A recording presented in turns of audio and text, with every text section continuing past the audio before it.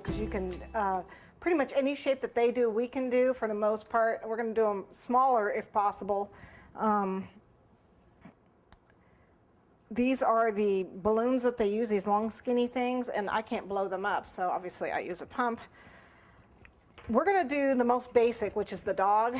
And like I said, the instructions come here, but you can find YouTubes and instructions on how to twist any shape on the internet, just about.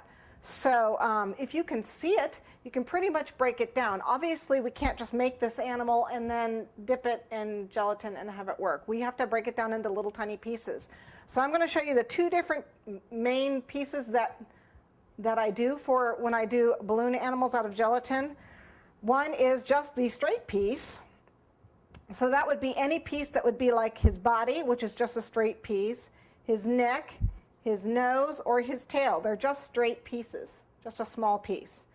Okay, so to do that, and you'll unfortunately need one balloon for each of those pieces.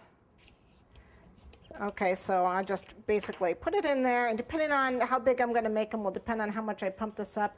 The nice thing about this is you can move it, so if it's really close to the knot here, you can actually kind of move it around. And you know, I'm scared of balloons popping, but I can still do these. They don't pop that often.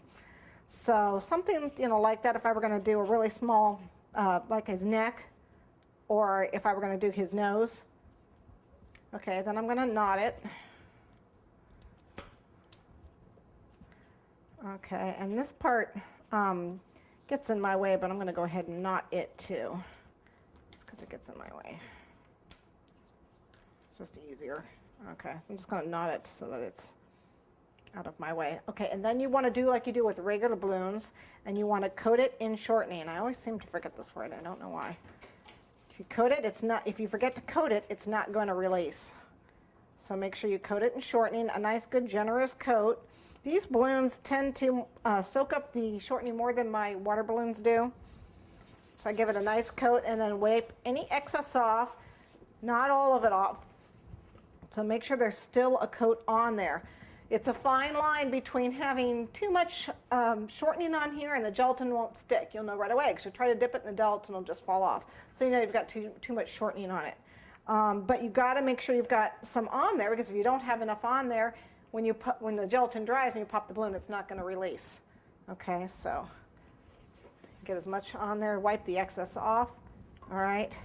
For the other part, that is any part where there's a bend to it.